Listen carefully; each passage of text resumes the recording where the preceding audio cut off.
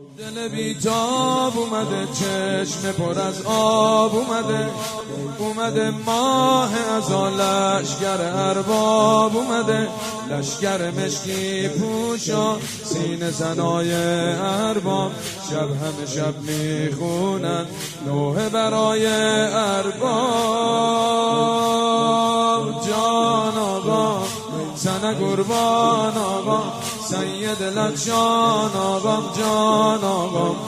سنه قربان آقا، سید لجان آقا، جان آقا سنه قربان آقا. اعوذ باللہ من الشیطان الرجیم، بسم اللہ الرحمن الرحیم. اللہم کل ولیک الحجت ابن الحسن صلواتک علیہ وعلی آبائہ فی ہذہ الساعہ وفی کل ساعہ ولیا وحافظا وقائدا وناصرا ودلیلا وعینا حتی تسکنہ ارضک طوعا وتمتعہ فیہا طویلا برحمتک یا ارحم الراحمین. اللہم صلی علی محمد وآل محمد وعجل فرجہم. السلام علی الحسین وعلی علی ابن الحسین وعلی اولاد الحسین وعلی اصحاب الحسین.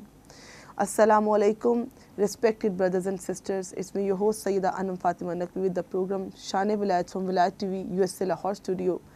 یہ مجالس حسین ہیں. These nights of Muharram, as they go by, our hearts weigh down in the tragedy of Karbala, in the sorrow of Sayyid al-Shuhada alayhi salam. یہ راتیں غم کی راتیں ہیں، یہ راتیں عزاداری کی راتیں ہیں، یہ راتیں گریہ کی راتیں ہیں. یہ وہ راتیں ہیں جب فاطمہ زہرا صلوات اللہ سلام اللہ علیہا بی بی جب سنتی ہیں عزاداروں کی چیخ و پکار، آہ و بکا، یہ سسکیاں جو کہ غم سید الشہداء میں ہیں، تو بی بی عرش چھوڑ کے فرش عزا پہ آ جاتی ہیں. اینڈ فاطمہ سلام اللہ علیہ cries with all of us, with all the عزاداران حسین علیہ السلام. جو مرتبہ پایا ہے آپ نے that بی بی فاطمہ زہرا سلام اللہ علیہ joins you and she cries for علی الاکبر علیہ السلام. بی بی cries for علی الاصغر علیہ السلام. بی بی cries for ابو الفضل عباس علمدار علیہ السلام. بی بی cries for باب الحوائج علی اصغر علیہ السلام. فاطمہ زہرا سلام اللہ علیہ even cries for all those who were انصار الحسین علیہ السلام. وہ غلام، وہ انصار جو کہ سید الشہداء کے ساتھ میدان کربلا میں موجود تھے. اب ان کا سید الشہداء کے خاندان سے تو تعلق نہیں تھا، وہ خاندان بنو ہاشم سے تو نہیں تھے، چند غلام بھی تھے، چند کنیزیں بھی تھیں، پر فاطمہ زہرا نے ان کو یہ مقام بخشا کہ وہ ان کے لیے بھی روتی ہیں کہ جنہوں نے سید الشہداء کی نصرت کی میدان کربلا میں. کیونکہ یہ نصرت امام تھی، یہ وقت کے امام کی نصرت تھی، یہ نواس رسول کی نصرت تھی، یہ نصرت اسلام تھی. تو کیا مرتبہ پایا ہے حر نے، کیا مرتبہ پایا جان نے، کیا مرتبہ پایا ہے حبیب ابن مظاہر نے.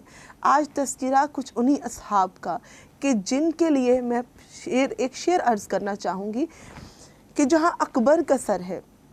اکبر کا سر ہے جہاں وہیں جان کا سر ہے، اکبر کا سر ہے جہاں وہیں جان کا سر ہے، شبیر کا زانو ہے مساوات دنیا. کہ سید الشہداء نے میدان کربلا میں ہر قسم کے تفرقے کو ختم کر دیا اور بتایا کہ حسینیت ہی صحیح اسلام ہے، کہ جہاں پہ رنگ و نسل کی تمیز نہیں، جہاں پہ کسی عربی کو کسی اجمی پر، جو کہ ان کے نانا کا میسج تھا کہ نہ کسی گورے کو کسی کالے پر، کسی عربی کو کسی اجمی پر فضیلت ہے، اور فضیلت کا واحد جو معیار ہے وہ تقوی ہے. السلام علیکم سسٹر عروج. آج 3rd نائٹ آف محرم ہے اور عزاداری سید الشہداء برپا ہے، اور ہم آج تذکرہ کریں گے اسی سلسلے کی ایک کڑی کہ جیسے کہ ہم نے 2 محرم میں اپنے ناظرین کے ساتھ حضرت حر کا تذکرہ کیا، کیسے سید الشہداء نے ان کا دل بدلا، کیسے ہدایت پا گئے. تو آج ہم آپ سے سننا چاہیں گے کہ 3 محرم کے واقعات کیا تھے، کیونکہ ہمارے پروگرام کا مقصد یہ ہونا چاہیے کہ ہمارے ناظرین میں آگہی آئے. کربلا کیا ہے، کربلا کا مقصد کیا ہے. ہسٹری میں کچھ لوگ یہ سوچیں گے کہ ہسٹری کو پڑھنے کا یا ہسٹری میں جانے کا فائدہ نہیں، کہ کون سے کردار تھے، انہوں نے کیا کیا. ایٹ دا اینڈ ایک ظلم ہوا. But how important is to know about the characters who were the great cause in the شہادت of Sayyid al-Shuhada, martyrdom of Sayyid al-Shuhada کے کچھ پیچھے ہم بیک گراؤنڈ میں جاتے ہیں. بہت سے محرکات ہیں اور ہسٹری میں ہم آج آپ سے سنیں گے وہ کون سے ایسے ایول کریکٹرز ہیں کہ جو مولا کو شہادت سے قریب تر کرتے گئے. یہاں تک کہ مولا مظلوم کربلا نے آپ ہمیں اپنے 2 محرم کے پروگرام میں عرض کر رہی تھی کہ انہوں نے یہی کہا حضرت حر سے بھی، if you are ready, you people wrote to me to come and guide you, but now if you dislike this thing or if you are not ready, let me return back to Medina اور to any where else کہ جہاں میں چلا جاؤں اور ایک عام انسان کی طرح زندگی بسر کروں. تو خواہر عروج آپ کیا کہنا چاہیں گی؟ 3 محرم میں کیا واقعات ہیں اور وہ کون سے کردار ہیں کہ جنہیں پہچاننا اور جاننا بہت ضروری ہے؟ سسٹر انم، پروگرام کا اختتام جو ہم نے 2 محرم کے لیے کیا تھا، اس کا اختتام میں نے ایک خط پہ کیا تھا جو ابن زیاد کی طرف سے امام مظلوم کربلا کو پہنچایا گیا تھا. اور اس خط کی طرف ہی آج بھی بڑھوں گی اور ان عناصر اور ان محرکات کی طرف، جیسے کہ آپ نے کہا کہ اب یہ کون سا وقت ہے، کیونکہ یہ 3 محرم کی مجلس کرنے جا رہے ہیں کہ 3 محرم کی کیا واقعات ہیں اور ایسا کیا ہونے لگا تھا کہ لوگ سید الشہداء کے جو ہے قتل کرنے پر آمادہ ہو گئے اور کس طرح سے ان کو اکسایا گیا. اور یہ وہ وقت تھا جو 3 محرم سے شروع ہوا کہ ممبروں پر بھی لوگوں کو اکسا دیا گیا کہ اہل کوفہ جو مولا امام مظلوم کربلا کو خط لکھنے والے تھے، جنہوں نے مکر و فریب سے کام لیا تھا، یہ وہی لوگ تھے جو بازاروں میں نکل چکے تھے صرف ممبر پر ان دیے جانے والے خطبوں کی وجہ سے کہ جس میں لوگوں کو آمادہ کیا گیا کہ سید الشہداء کے قتل کے لیے راضی ہو جائیں. نہ ہی راضی ہوئے بلکہ انہوں نے اس وقت، یہ 3 محرم کے دن سے وہ اس وقت کا آغاز ہوتا ہے کہ جہاں پر لوگوں نے آخرت کو بیچ دیا اور ابن زیاد کے ہاتھوں دنیا کو خرید لیا. تو خواہر عروج جو آپ نے عرض کیا تھا 2 محرم کے پروگرام میں کہ ایک خط جو کہ اس لائن نے ابن زیاد نے آقا و مولا سید الشہداء کو لکھا اور جس کے جواب میرے مولا نے دینا مناسب نہیں سمجھا، تو کیا یہ اسی چیز کا ایک آؤٹ کم تھا، ایک ریاکشن تھا کہ نواس رسول کے قتل پہ تمام کوفہ کے لوگ آمادہ ہو گئے؟ اور آپ کی بات سے یہاں پہ کہہ دوں کہ ممبر کی اہمیت کتنی زیادہ ہے کہ جب ایک صحیح کو غلط بنا کے پیش کیا جا رہا ہے. اور سید الشہداء کا مقابلہ کسی ایسے انتہائی مشکل سچویشن تھی، ایسے باطل سے تھا جس نے اسلام کا لبادہ اوڑھ رکھا تھا، ایسا کفر تھا جس نے اسلام کا لبادہ اوڑھ رکھا تھا. اور کیسے امت مسلمہ کو اس دور میں مسلمانوں کو ہی نواس رسول کے قتل پہ آمادہ کر دے، ممبروں سے خطبے جاری کیے اس کے بارے میں. بالکل اس طرح ہم نے جو مجلس کے آداب و احترام کے بارے میں بھی جب تذکرہ کیا تو اس میں ایک نقطہ یہ بھی تھا کہ جو ممبر ہے وہ باعلم لوگوں کے حوالے کیا جائے، امانت ہے، وہ امانت ہے. اور سید الشہداء جناب رسول خدا جو دین وہ لے کر آئے اس دین کو اسی طرح پہنچانا سید الشہداء کا حق ہے، جناب رسول خدا کا حق ہے کہ دین خدا کو اسی طرح سے پہنچایا جائے کہ جیسے نبی خدا لے کر آئے تھے. لیکن آج کل ہم بارہا لوگوں کو بھی یہ کہتے ہوئے نظر آئے احترام محرم میں آداب مجلس میں کہ ان لوگوں کو خصوصی طور پہ ایک پروپیگنڈا ہے کہ ان لوگوں کو بٹھایا جاتا ہے کہ جو نہ تو آپ علم دیتے ہیں بلکہ بہت سے طرف آپ کے تفرقات میں ہمیں پھر تفرقات میں بانٹ دیتے ہیں جو کہ عزاداری کے لیے خطرے کا باعث بنتا ہے. بے شک عزاداری کے لیے خطرہ ہے، آپ میں تفرقہ ڈالنے کا باعث ہے، تفرقہ پڑ جانے کا خطرہ ہے. تو اس صورت میں آپ کا یہ فرض ہے مجالس کو لے کے کہ آپ عالم دین کو، آپ کسی ایسے شخص کو جو دین سے جو ہے دین پر ہو، دین سے آراستہ ہو، اہل علم کو، ممبر کو جو ہے اہل علم کے حوالے کیجیے تاکہ جو مجلس ہے وہ اس طرح سے پہنچے کہ جو میسج سید الشہداء کا تھا وہ اس مجلس کے تھرو اس طرح سے واضح ہو جائے کہ جو آج ہم واقعات 3 محرم کے 2 محرم کے بتا رہے ہیں، ممبر سے بھی انہی واقعات کو بتایا جائے، انہی میسیجز کو دیا جائے، نہ کہ ایسی چیزوں کو کہ ہمارے ممبر کو خطرہ لاحق ہو جائے. اور جو امام نے کیا کہ آپ نے بہت خوبصورتی سے کہا کہ کسی گورے کو کسی کالے پر، کسی کالے کو کسی گورے پر، اور کسی عربی کو کسی اجمی پر اس طرح سے فوقیت حاصل نہیں سوائے تقویٰ کی. اور ہم جب واقع سید الشہداء علیہ السلام شہادت دیکھتے ہیں تو کربلا ایک عظیم درسگاہ ہے. کربلا کو ہم یہ کہہ سکتے ہیں کہ ایسی سرزمین کے کربلا میں خزانے دفن ہے جہاں پہ حق و باطل کا معرکہ ہے. ہمیں یہ بارآور کرانا پڑے گا، لوگوں کو بارہا بتانا پڑے گا کہ Karbala is not the war of for the wealth, یہ تخت و تاج کی جنگ، یہ 2 شہزادوں کی جنگ. خدارا اس طرح سچائی کو بدلنے کی کوشش مت کیجیے. کربلا سچ کا راستہ ہے اور کربلا حق کا راستہ ہے، کربلا دین اسلام کی بقا کا راستہ ہے کہ جب ہم دیکھتے ہیں the most righteous man, the most righteous authority Sayyid al-Shuhada علیہ السلام had all the right to govern the Muslim امہ، اور دوسری طرف ہم ایک موسٹ ویشیس کریکٹر اور بہت ایول کریکٹر دیکھتے ہیں دیٹ از یزید کہ جو میرے مولا کے سامنے آیا. ایک طرف حرص دنیا ہے، ایک طرف عشق الہی ہے. تو جو واقعات اور جو کردار ہم بیان کرنے جا رہے ہیں، ہم دیکھتے ہیں کہ مولا حسین کے اصحاب میں ہم نے پروگرام کے شروع میں یہ عرض کر دیا کہ انہوں نے اپنے نانا کے میسج کو قائم رکھا. ترک غلام بھی تھے، غلام حبشہ سے بھی آئے تھے، کچھ کنیزیں بھی تھیں، بنی ہاشم بھی تھے. اب بنی ہاشم عرب کے اشراف میں آتے تھے. اتنے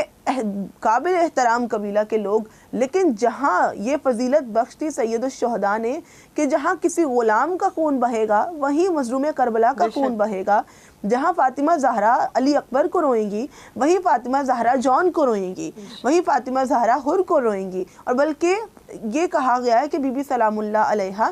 انصار حسینی کو اور زیادہ گریہ اور زیادہ پرسہ پیش کرتی ہیں کہ انہوں نے نواسہ رسول کے لیے جان کے نذرانے پیش کیے. تو ناظرین سے یہ کہنا چاہیں گے کہ کریکٹرز جو کہ دشمنان دین تھے آج بھی میں آئیڈینٹیفائی کرنے، وہی ہم آپ سے سنیں گے کہ وہ جو لوگ ہیں جو کہ ممبر سے ایسی باتیں سن کے میرے مولا کے قتل پہ آمادہ ہو گئے، آج ہی تو سنیں گے تو آج ہی جا کے دیکھ لیں گے کہ کون سے لوگ ہیں جو آج ہم میں موجود ہو کے وہی کردار اپنائے ہوئے ہیں. تو بتائیے گا 3 محرم الحرام عروج کچھ روایات ہمیں ملتے ہیں ابو مخنف سے. ابو مخنف ہمیں بتاتے ہیں کہ ارائیول آف ابن سعد may Allah curse upon him, he came into Karbala and his first meeting with امام حسین علیہ السلام. آپ بتائیے گا کیسے یہ ہوا، کیسے اس کو حکم جاری کیا گیا اور وہ کتنی فوج کے ساتھ مولا سے جو ہے انکاؤنٹر کرنے یہ کربلا آیا. سسٹر انم روایات کے مطابق جو ابن سعد کی ملاقات امام مظلوم کربلا سے ہے وہ 3 سے 4 مرتبہ، یا اگر ہم 3 یا 4 محرم کے آگے پروگرام میں جب جائیں گے مجلس کی طرف بڑھیں گے تو ایک ملاقات جو 3 محرم کو تھی اور ایک جو 4 محرم کو ہمیں نظر آتی ہے. تو جو 3 محرم کے بارے میں روایات ملتی ہیں ان میں یہ کہ جو پہلا لشکر عمر ابن سعد کا آیا 3 محرم کو، اور اس کے آنے کے بعد بارہا لشکر پہ لشکر آتے رہے. اس کا کربلا میں آتے ساتھ ہی پہلا جو قدم تھا وہ فرات پر اپنا جو ہے قبضہ کرنا تھا، کہ پانی پر سب سے پہلے جو ہے پابندی عائد کرنا، اس پہ قبضہ کر کے یہ آ گیا. اس کے بعد جو خط کی ہم بات کر رہے تھے اور میں نے کہا تھا ایک چنگاری تھی، ایک آگ تھی. ابھی آگ کس طرح سے پہلی عمر ابن سعد بھی آ گیا، لیکن عمر ابن سعد کا جو کریکٹر ہے یہ کنفیوز کریکٹر تھا، کیونکہ یہ چاہتا تھا کہ اسے رہ کی حکومت بھی ملے، اسے دنیا میں مل جائے اور اس کی آخرت بھی خراب نہ ہو. کہ اگر ہم ہسٹری میں دیکھتے ہیں کہ عمر ابن سعد ایک ایسا کریکٹر ہے کہ جو جانتا ہے مولا کی معرفت، اس کو آشنا تو ہے، پہچان تو رکھتا ہے کہ سید الشہداء کون ہے، فاطمہ زہرا کے لال ہیں، نواسہ رسول ہیں، ہم پہ حق رکھتے ہیں حکومت کرنے کا. امت مسلمہ کی صحیح رہنمائی اگر کسی کا حق ہے تو وہ فقط یہ نواسہ رسول کا ہی حق ہے. اور یہ جو معرکہ کربلا کا ہے اس میں اگر میں سید الشہداء کے خلاف جاؤں گا تو میری آخرت اور دنیا دونوں برباد ہیں. اور اس میں وہ مسلسل بارہا ابن زیاد کے پاس جاتا اور اس چیز کو ٹالنے کی کوشش کرتا نظر آتا ہے، لیکن حرص دنیا بار بار آڑے آ جاتا ہے. کہ جب اسے ابن زیاد کہتا ہے that we will be appointing you in the rear on this condition that first you will solve the matter of Karbala, that nowadays you are facing this problem. Imam Hussain is there in Karbala, so go with an army man of 4,000 and you have to defeat Hussain ibn Ali alayhi salam, you have to kill him, then later on you can be appointed in the rear. تو ایک گندم کا حرص، ایک دنیا کا حرص، تخت و تاج کا حرص. تو آج بھی ہمیں ویسے کردار نہیں ملتے کہ ہم بھی امام وقت کو پہچانتے تو ہیں. کبھی ہمارے تعلقات آڑے آ جاتے کہ اگر ہم نے اپنی پہچان ظاہر کر دی تو اس محفل میں ہم کیسے جائیں گے، اس جاب پہ ہم کیسے اپوائنٹ ہوں گے، اس پوزیشن پہ، اس رینک پہ اگر ہم نے بتا دیا کہ معاشق اہل بیت ہیں. تو یہ بھی چیزیں ہم آج کے دور سے ریلیٹ کر سکتے ہیں. کیا کہنا چاہیں گے؟ بالکل سسٹر انم کہ جس طرح ہم امام مظلوم کربلا کا جو ہے آج سید الشہداء کا ذکر کر رہے ہیں 3 محرم کی مجلس، تو یہ بہت ہی اچھی بات آپ نے کہی اور ایک میسیج تھا کہ عمر ابن سعد جو ہے اس کو بارہا اس سے معلوم تھا کہ مقام سید الشہداء کیا ہے، فرزند رسول ہے. اور میں آگے جا کر روایات بھی بیان کروں گی کہ جس میں یہ اس وقت پر بھی کہ جب یہ فرات پر قبضہ کر کے بیٹھا ہے، یہ سید الشہداء سے ملاقات کرتا ہے اور امام کے سینے کے بو سے لیتا ہے، امام کی خوشبو محسوس کرتا ہے اور کہتا ہے کہ امام آپ ہمارے لیے اسی طرح قابل احترام ہیں. اور امام کے یہ جملے کہ خدا تمہیں توفیق دے اگر تم یہ عزت و احترام کرتے ہو. اور اگر آج ہم بھی یہ سوچیں کہ اگر ہماری جاب چلی جائے گی، اگر ہم کہیں سی وی دینے کے لیے جا رہے ہیں کسی جاب کی گھر سے کسی محفل میں کہیں پر بھی، اور اگر ہم نے یہ بیان کر دیا کہ ہم امام کے ماننے والے ہیں، ہم اہل بیت کے چاہنے والے ہیں، تو شاید ہمیں وہ دنیاوی بینیفٹس نہیں مل پائیں گے جو ملنا تھے. بالکل. تو ہم بھی اسی شخص میں سے ہوں گے جیسے اس کو جو ہے اس کے پیروکار ہوں گے. اور ہمیں اس کریکٹر سے ڈرنا ہے. ہمیں یہ ہسٹری آف کربلا بہت سے ایسے کریکٹرز ملتے ہیں جسے خوف کرنا چاہیے کہ کہیں ہم ایسے کریکٹرز میں نہ آ جائیں کہ جو دنیاوی حرص کے خاطر اپنے وقت کے امام کے خلاف کھڑے ہو گئے. بالکل. اب میں بیان کرنا چاہوں گی کہ جس طرح سے آپ چاہ رہی تھی کہ ایک 3 محرم کے واقعات اور کس طرح سے لشکر آئے، ایک عمر کہ ابن جو سعد لشکر کربلا میں آئے، میں جاننا چاہوں گی کہ کیا تعداد تھی اور کس کس کے انڈر، کیا کون سے وہ لوگ تھے کہ وہ جو لائن تھے جن کو یہ حکم ملا، وہ کیسے بد نصیب لوگ تھے، کس کس کو یہ آرڈر ملا اور کس کے انڈر کتنی آرمی کربلا میں داخل ہوئی. بہت سے لوگ یہ کہہ سکتے ہیں this is not important. According to me it is important to know who were those persons, اور کس طرح سے یہ اسٹریٹجی پلے کی گئی ہے نواسہ رسول کے خلاف کہ ایک طرف فقط 72 ہیں اور ایک طرف لشکر ایسا امٹتا آ رہا ہے کربلا میں کہ تاریخ لکھتی ہے کہ جیسے کربلا میں لشکر پر لشکر پر لشکر کے ثانیہ زہرا سلام اللہ علیہ اور بچوں کے دل دہل جایا کرتے تھے کہ اے حسین ابن حیدر، کہ آپ کو شہید کرنے پر اتنے لوگوں کی ضرورت ہے اور ہمارا کوئی احباب نہیں، کوئی دوست نہیں جسے ہم بلا سکیں. بالکل سسٹر نا، میں اپنی بہنوں سے اور بھائیوں سے جو بھی یہ پروگرام دیکھ رہے ہیں گزارش کرنا چاہتی ہوں کہ یہ بتانا آپ نے کہا کہ کیوں ضروری ہے، لوگ اس کو ضروری نہیں سمجھتے، کیونکہ آپ بار بار مجالس سنیں گے، آج سنیں گے، کل سنیں گے اور آپ پہلے بھی سن چکے ہوں گے، لیکن آپ نے مجالس کے جملے سنے ہوں گے کہ سیدہ زینب بہت ہی خوف کے عالم میں روزانہ دیکھتی ہیں کہ جب سے ورود کربلا ہوا لشکر پہ لشکر آ رہے ہیں، اور سیدہ زینب کی وہ کیفیت کہ میرے بھائی کا کوئی ناصر اور کوئی مددگار نہیں. تو آج اس کی تفصیل بیان کرتے چلیں کہ یہ صرف ایک جملہ نہیں تھا، واقعتاً کتنے لشکر آئے اور کس طرح سے مرتب کیے گئے کہ واقعتاً وہ ایک خوف کی فضا تھی، ایک وحشتناک جو ہے ماحول بن چکا تھا. یہ کون کون آیا؟ اب یہاں پر جو ہے امام مظلوم کربلا نے جو ہے ابن زیاد کے خط کو ٹھکرا دی، اور امام مظلوم کربلا نے فرمایا کہ جس نے اس شخص نے خط لکھا ہے اس کا جواب دینا مناسب نہیں سمجھتا، بلکہ لکھنے والا عذاب خدا کا مستحق ہے. اب جب یہ قاصد خبر لے کر پہنچا تو ابن زیاد نے کہا کہ حسین نے میری توہین کی ہے کہ اب جاؤ لشکر لے کر اور اس کے قتل کی تیاری شروع کرو. اب یہ برداشت نہیں کر پایا تو کوفہ کے ممبروں پر ایک سازش کے تحت ایک منصوبہ جو ہے وہ پلان جو ہے اس کو ایکٹیویٹ کر دیا گیا. عملی طور پر جو ہے کوفہ کے ممبروں پر یہ خطبے دیے گئے، لوگوں کو یہ سمجھایا گیا، یہ کہا گیا کہ اب تمہارا جو کچھ ہے، جو اپنے آخرت کو گوا دو، دین